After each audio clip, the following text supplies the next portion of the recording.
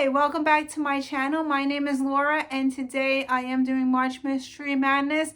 This is the video about time. I love this one because I found 10 books that I'm super excited about and I'm going to learn about them while I read the back of the books, so I will tell you what they are. So here are my 10 books for time, and here we go. The first one is No Time for Goodbye. It actually has the word time in it. So yeah, so that's that one. You wake up, your house is empty, your family has disappeared without a trace. Love it, love it, love it. And that's all I know about this book, and that is great. So let's go to the next one. The next one is called The Forgetting Time. Again, the word time is in the title. This is by Sharon Guskin, and this is a provocative, evocative, and fresh. Guskin's book is an explosive debut. So this is a debut novel. Let's see what it is about. So let's see. Noah is 4 and wants to go home. The only trouble is he's already home.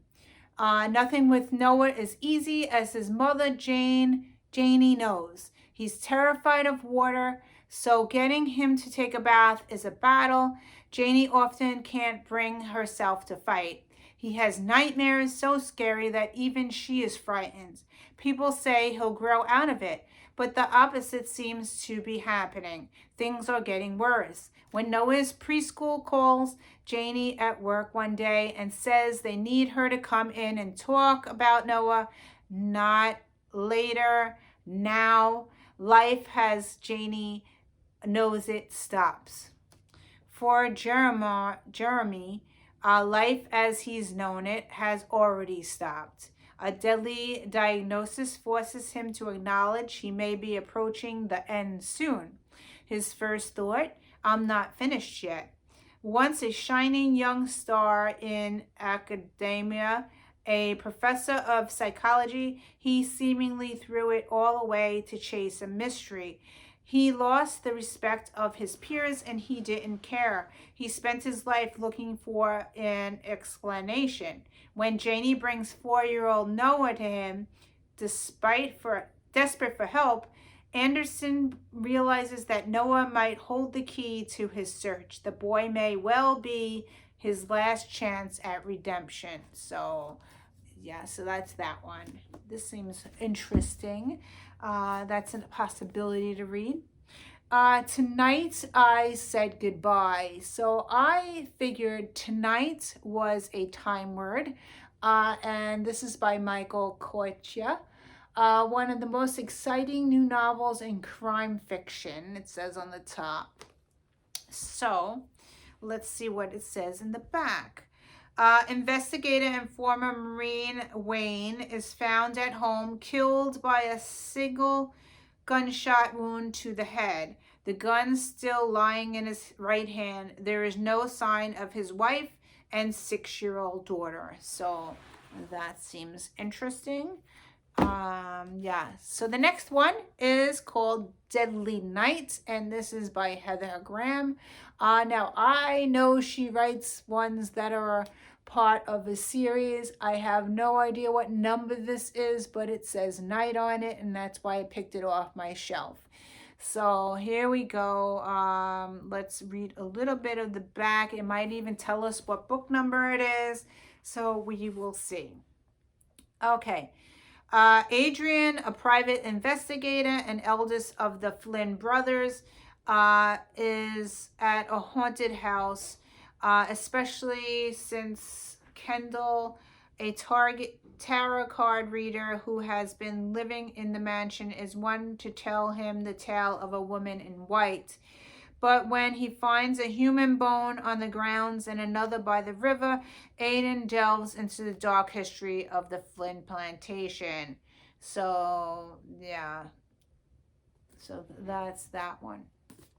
Okay, so the next book I picked out is Night Passage, and this is by Robert B. Parker. Yeah, I picked this up because it says night on the cover, and I figured that is part of time. And yeah, it doesn't have the synopsis in here. Yeah, I can't tell you anything about this book because there's no synopsis. That was weird. Okay, there is no synopsis unless it's in the front. Let's see, where the hell is the synopsis?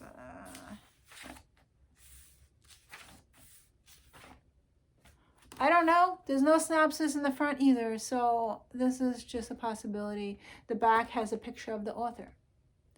Yeah, so that's a possibility, but I have no idea and I have to go into it blind.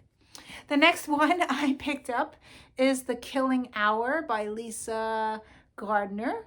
It's an FBI profile novel, so this could be a series. I'm not sure. But I picked this up because it says hour and I thought that was time. So there you go. Each time he strikes, he takes 2 victims. He waits for the first victim to be discovered, a body containing all clues investigators need to find the second victim, who counts the seconds to a slow but certain death. Now 2 girls have disappeared, and the deadly countdown begins again. Rookie FBI agent Kimberly Quincy knows that the killer's deadline can be met, but she'll have to break some rules to do it. Joining forces with her father, renowned FBI profiler Pierce, and his partner Rainey, Kimberly will begin a dangerous hunt for a predator like none she's ever seen. He's had 5 years to perfect his game. Now the clock is ticking for the victims and for Kimberly. So that's that one. The next one I picked up off my shelf was 24 Hours by Greg Iles. This is time. 24 hours is time. And this one says, that's not long. It takes a madman to pull off the perfect crime. He's done it before, he'll do it again, and no one can stop him. But this time he's just picked the wrong family to terrorize. Because Will and Karen Jennings aren't going to watch helplessly as he victimizes them, and they aren't going to let him get away with it. They're going to fight back. So yeah, this sounds very intriguing and interesting. I'm hoping that it's a fast read. So that's that one. The next one is Night Sins, and I picked it up because it says night, which is time. We're all afraid of something. So that's that one. And the back says, a peaceful Minnesota town where crime is something that just doesn't happen is about to face its worst nightmare. A young boy disappears. There are no witnesses, no clues, only a note, cleverly taunting, casually cruel, has a cold-blooded kidnapper struck. Or is this the reawakening of a long, quiet serial killer? A tough-minded investigation on her first make-or-break case.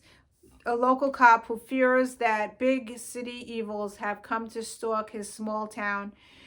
Together, they are hunting for a madman who knows no bounds, to protect a town that may never feel safe again. So that's that one. Two more. Long After Midnight. I figured that was time. After midnight. She wanted to save lives. The killer wanted to end hers. So that's that one there. The first warning was triggered hundreds of miles away. The second warning exploded only yards from where she and her son stood. Now Kate, realizing the frightening truth, she is somebody's target. Danger has arrived in Kate's backyard with a vengeance, and the gifted scientist is awakening to a nightmare world where a ruthless killer is stalking her. Where her innocent son is considered expendable, and where the medical research to which she has devoted her life is the same research that could get her killed. Her only hope of protecting her family and making that medical breakthrough is to elude her enemy until she can face him on her own grounds, on her own terms, and destroy him. So that's that one. And the last book that I have for time is Before and After by Rosalind Brown. Is this? No, it's not. I thought maybe it was a book my grandmother gave me, but it's not. It's a regular font, but it's a hardcover. Before and After, an intensing, gripping novel of a book, both deeply compassionate and full of shocking wisdom. A painful and excruciating novel. Let's see. Does it even say? I have to open it up to look. Okay, so what is this book about? Rose Ellen, a long-awaited novel, is the extraordinary story of a family struggling to survive the throes of tragedy. She set in the small town of Highland, the backdrop for Brown's tender mercies. Before and After centers on Carolyn and Ben and their two children, Judith and Jacob, who have moved to New England for the comforts of a rural life. Carolyn is a pediatrician who devotes her time and energy to making young lives painless and healthy. Ben is a sculptor whose imagination works over time, yielding strange creatures of benevolent, almost tomic significance. Jacob is their 17-year-old son, whose shyness conceals darker impulses he keeps hidden from his parents. And Judith is his unforgettable sister, puzzled by her brother's secrecy and sexual preoccupations, suspicious of his suppressed anger. When the chief of police comes looking for Jacob, who one evening to question him about the burgeoning to death of his teenage girlfriend, the Rise's lives are changed forever. Before and After is the compelling drama of the search for Jacob, his capture, and the chain of events set in motion by brutal crime of passion. It's a story that pits parents against parent, brother against sister, family against community, blood loyalty against the law. With a flawless ear for dialogue and profound understanding of character and motive, Rose Ellen has given us a heartbreaking, wrenching novel that questions the very nature of violence in our society and the ability to ever really know our children. So that's this one. So that's it for today. My voice is, I've been recording all these videos in one day. So yeah. Anyway, thank you for watching. If you have read any of these books, please comment below, because it helps me add these to the top of my TBR to know which one to pick up first. So thank you for watching, and I will see you in another video. Happy Mystery Madness, and bye.